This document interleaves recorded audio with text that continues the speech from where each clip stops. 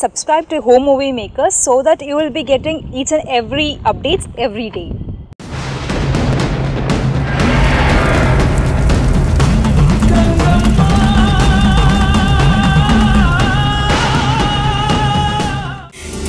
ஆனா நம்ம அண்ணி பிரதிஷ்டை பண்ணிருந்தா அது கிருஷ்ணனோட உயிரை பாதுகாக்கும்னு நம்பூதிரி சொன்னாரு. அது ஒரு வேத ரகசியம் சொன்னாரு. அவ்வளவு முக்கியமான விஷயத்தை புரிஞ்சுக்காம அந்த அபிராமி நம்மள இன்சல்ட் பண்ணிட்டாங்க. சரி, கிருஷ்ணா நம்மளோட ரத்தம், அதனால நம்ம பதட்டப்படுறோம். நம்ம அண்ணிய கல்யாணம் பண்ணதால அன்னிக்கு தாலி குடி பந்தோம். அண்ணி பதட்டப்படுவாங்க. அபிராமிக்கு கிருஷ்ணா யாரோ தானே, அவன் உயிரோட இருந்தான்னு செத்த அவங்களுக்கு என்ன, அதான் கைவிட்டாங்க.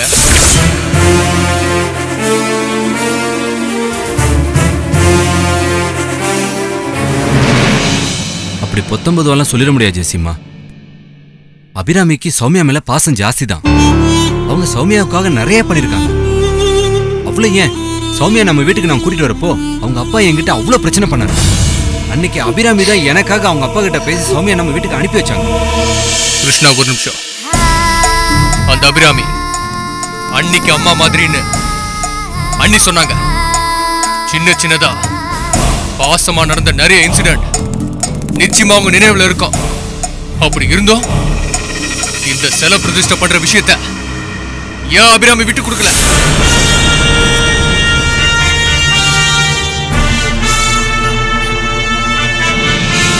அதுதான் எனக்கும் புரியல.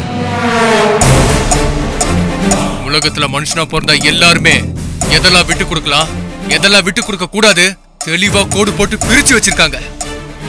சில பேர் உயிரை காப்பாத்திக்கிறதுக்காக தலைமுடியை கொடுக்க தயாரா இருப்பாங்க. சில பேர் தலைமுடியை காப்பாத்துறதுக்காக உயிரியை கொடுக்க தயாரா இருப்பாங்க. அபிராமிக்கும் அப்படி ஒரு கோடு இருக்கு. அபிராமி தங்கச்சிக்காக எதை வேணா விட்டு கொடுப்பாங்க. ஆனா அபிராமிக்கு புகழ்ச்சி முக்கியம்.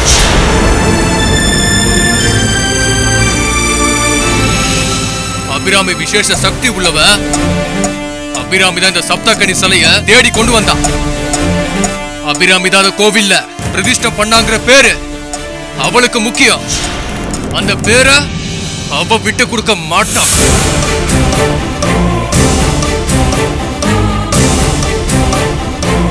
தங்கச்சியோட வாழ்க்கை, தங்கச்சி புருஷனோட உயிர், அதெல்லாம் போனாலும் பரவாயில்லைன்னு நினைப்பாளே தவிர அந்த பேரை விட்டு கொடுக்க மாட்டான்.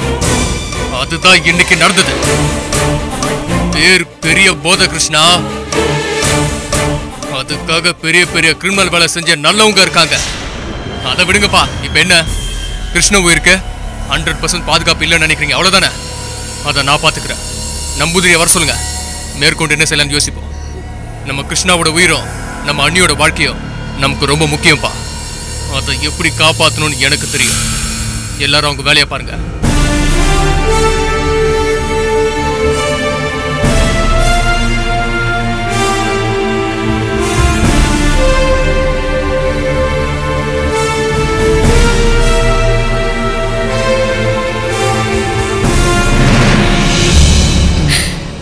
அழாதம்மா.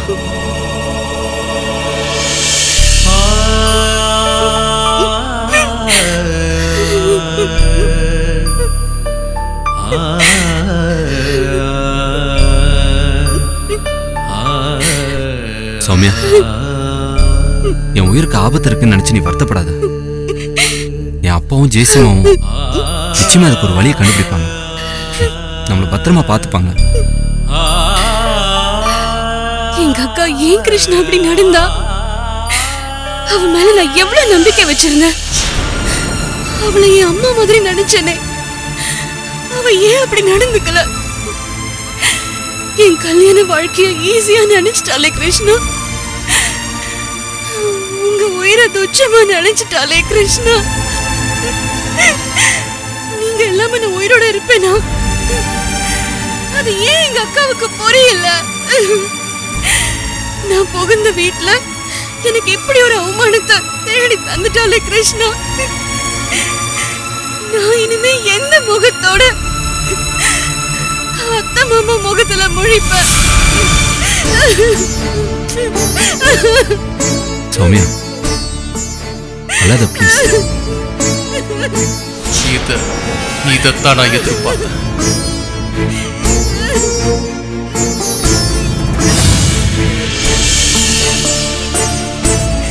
அழாதம்மா.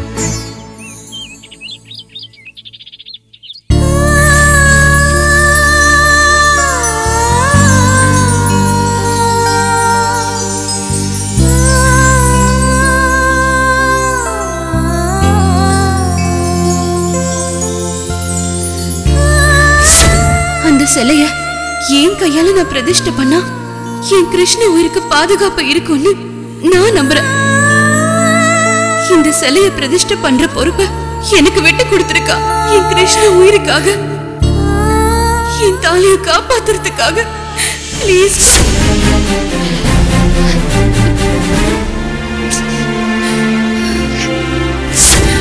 உனக்கு என் வாழ்க்கை முக்கியம் இல்லாம போயிடுச்சுல்லக்கா.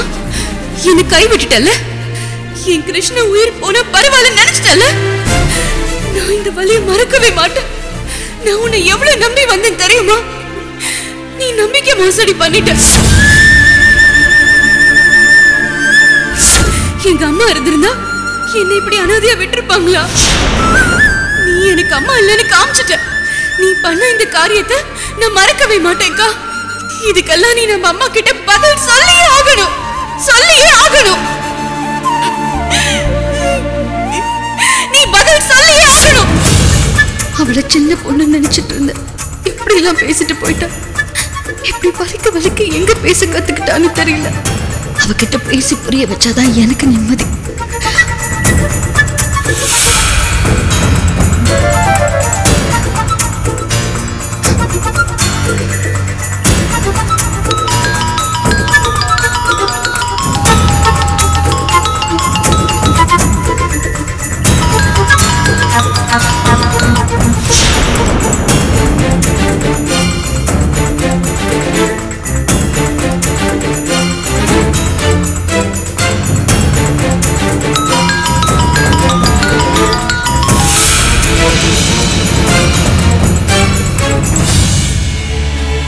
யார் சௌமியா?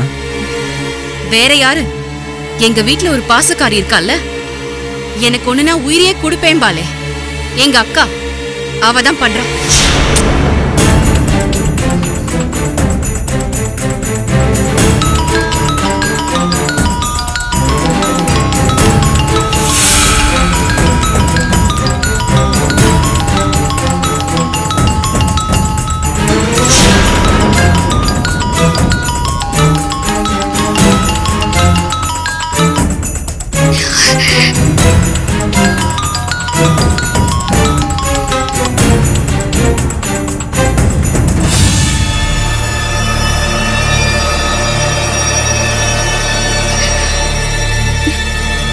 ஏன் போன் எடுக்க மாட்டேங்கிறா? கோமா இருக்காளா? சௌமியா, தயவு செஞ்சு எடு. உன்கிட்ட பேசலன்னா என்னால நிம்மதியாவே இருக்க முடியாது. ப்ளீஸ் போனை எடு. எடு சௌமியா.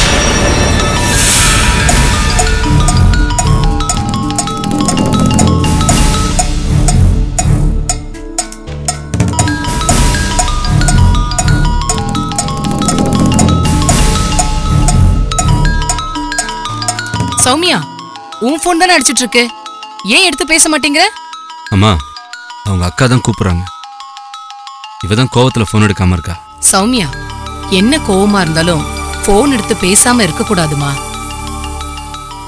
எடுத்து பேசிடணும். கோவமா கூட பேசிடலாம். ஆனா பேசாம இருக்கிறது ரொம்ப தப்பு.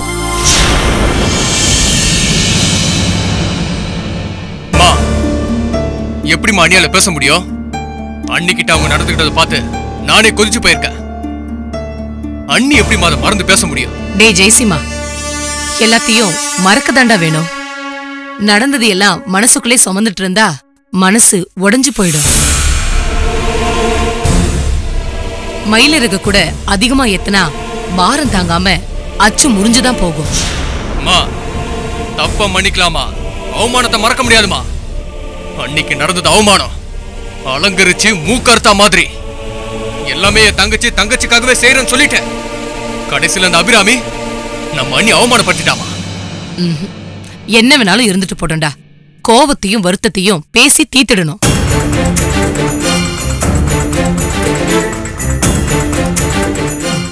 நான் சொல்ற சௌமியா, இந்தா பேசு. பேசுமா, புடி.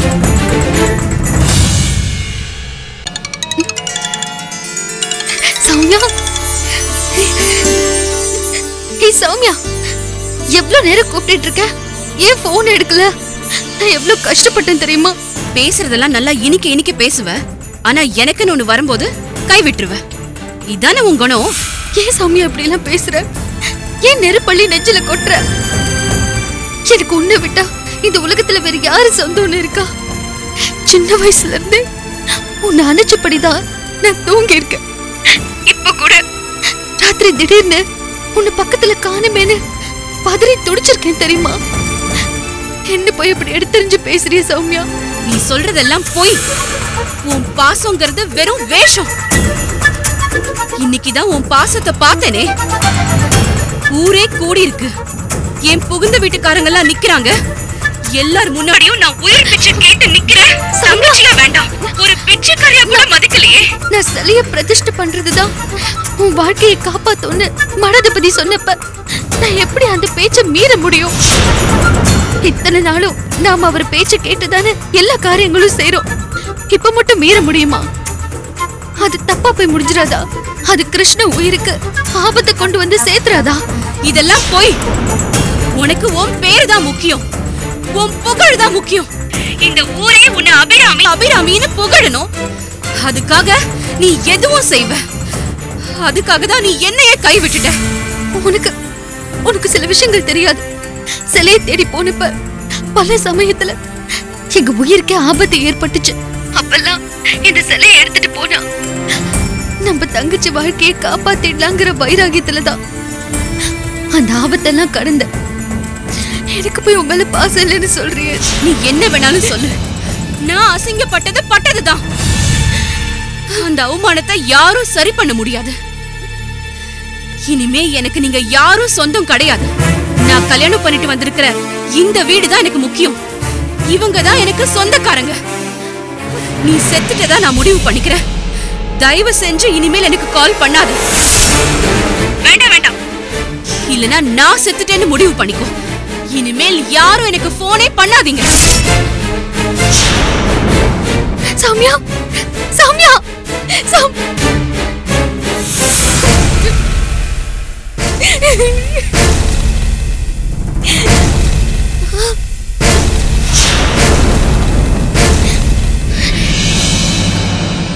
அபிராமி, யார்ட்டமா போன்ல பேசிட்டு இருக்க? சௌமியா கிட்டதான் பேசிட்டு இருந்தேன்ப்பா. என்ன சொல்றா அவ? நான் தெரியாம அப்படி பேசிட்டேன். அப்பாவை மனசுல ஒண்ணு வச்சுக்க வேண்டான்னு சொல்ல சொன்னாப்பா.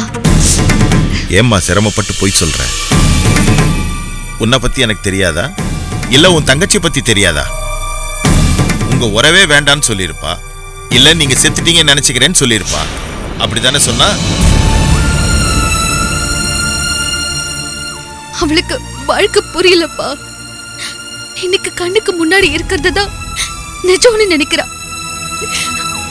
ஒரு பொண்ணுக்கு பிறந்த வீடுதான் எப்பவும் ஆறுதல்னு அவளுக்கு தெரியல. பிறந்த வீடுன்னு ஒண்ணு இருக்கிற வரைக்கும் தான் ஒரு பொண்ணுக்கு மரியாதைன்னு அவளுக்கு புரியல. எவ்வளவு வயசானாலும் பிறந்த வீட்டுல பொண்ணோட வேறு இருக்கும்னு அவளுக்கு புரியல. ரொம்ப எடுத்தறிஞ்சு பேசுறப்பா. அது அந்த வீட்டோட தன்மை அப்படிமா? புத்துல பாம்பு தானே வளரும், இல்ல முயலா வளரும்? அவ அங்க போயிருக்கால, அவளுக்கு அந்த குடும்பத்தோட புத்தி தானே வரும். இத பாரு, இனிமே நீ அவகிட்ட பேசாதம்மா. ரொம்ப முக்கியமா அவளை பத்தி இனிமே என்கிட்ட பேசாதம்மா. எனக்கு அப்படியே பிரஷர் ஏறுதுமா.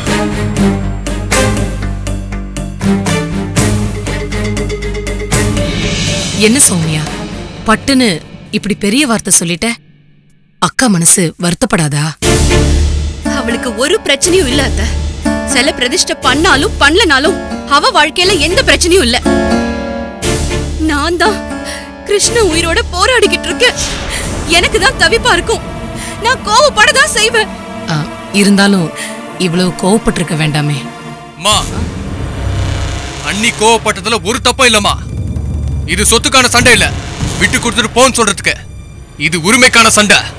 உரிமைக்கான சண்டையை மட்டும் விட்டு கொடுக்கவே கூடாது. அது மட்டும் இல்ல, நீங்கெல்லாம் அண்ணி அவங்க அக்கா கிட்ட கோவப்பட்டதான பாத்தீங்க. ஆனா அந்த கோவத்துக்கு இடையில இனிமே இதுதான் என் வீடு, என் சொந்த வீடு. இவங்கெல்லாம் என் சொந்தம் சொன்னாங்க பாருங்க, அங்கதாமா நான் அப்படியே பூரிச்சு போயிட்டேன். அண்ணி, இனிமே இந்த வீட்டுல உங்களுக்கு ஒரு குறையும் இல்லாம நாங்க பாத்துக்கிறோம். நீங்க எதுக்காகவும் இனி கண் கலங்க வேண்டாம். மா, அண்ணி ரொம்ப டயர்டா இருக்காங்கம்மா, அவங்கள கூட்டிட்டு போய் மேல ரெஸ்ட் எடுக்கவேமா. வா சௌமியா.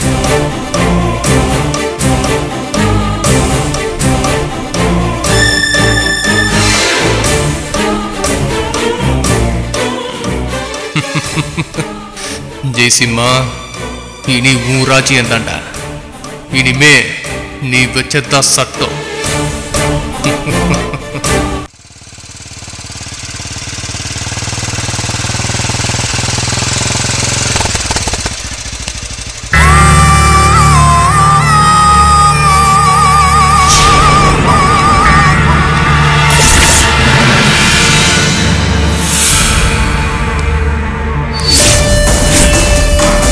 ராமநாதன், பெத்த புள்ள ஜெயில இருக்குது.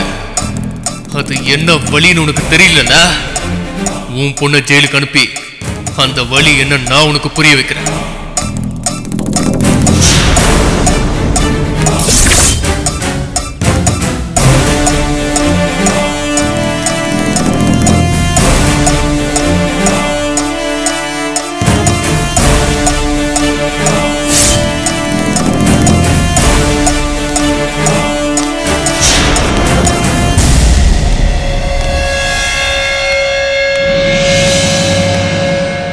ராமநாதன், உங்க பொண்ணு அபி சிலைய பிரதிஷ்டை பண்ணிட்டாங்கிற பெருமிதத்துல போற மாதிரி இருக்கு. ஊரே அப்பா பொண்ண பத்தி தான் ஒரே பேச்சா இருக்கு. ஏய், பேரை சொல்லி கூப்பிடுற வேலை எல்லாம் வச்சுக்காத, தொலைச்சிடுவேன் ராஸ்கல். பேர் வைக்கிறது கூப்பிடுறதுக்கு தானே ராமநாதன், அப்படி இல்லாம கால்ல போட்டு மிதிக்கிறதுக்கா? நீ எல்லாம் ஒரு மனுஷ ஜென்மம். உன்ன மாதிரி ஒரு மிருகத்தோட முகத்துல முழிக்க கூட விரும்பல. வழிவிடு.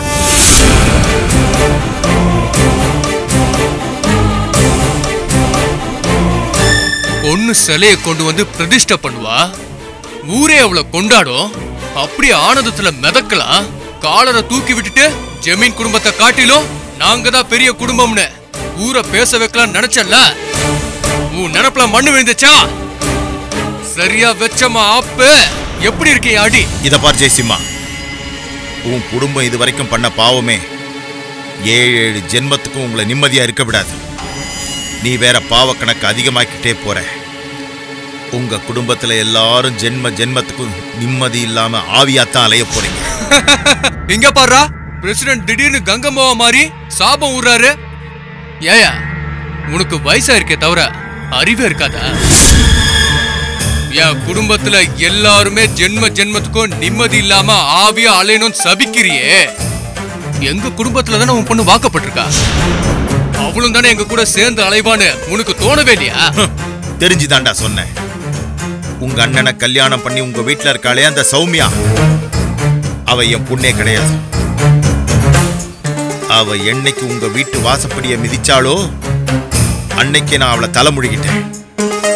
பொண்ணுன்னா எனக்கு என் அபிராமி ஒருத்தி மட்டும்தான். நான் சாகர வரைக்கும் எனக்கு அவ மட்டும்தான்டா மகன். ஓஹோ, அவ்வளவு ஓவியமா அந்த அபி உனக்கு? ஆனா உனக்கு ஒரு விஷயம் தெரியுமா? என் டார்கெட்டும் அந்த அபிதான். நீ எந்த ஜெயில என்ன பல வருஷம் தண்டனையில இருக்க வச்சியோ அதே ஜெயில நான் உன் பொண்ணு அபிய தண்டனையில இருக்க வைக்க போறேன். அதுக்கான அடிப்படை வேலையை தான் இப்ப நான் பார்த்துட்டு. உனக்கெல்லாம் என் பொண்ணு பேரை உச்சரிக்கிறதுக்கு கூட தகுதி கிடையாதுடா. பிஞ்சிலேயே படுத்து வெறி புடிச்சு தெரு தெருவா அலைஞ்சி பல பெண்களோட வாழ்க்கையை கெடுத்த பொறுக்கிடா நீ. என் பொண்ணு அபிராமி ஒரு தெய்வாம்சம் உள்ளவ. அவ பேரை இன்னொரு தடவை சொன்ன உன் நாக்கு பொசுங்கிடும். ஞாபகம் வச்சுக்க.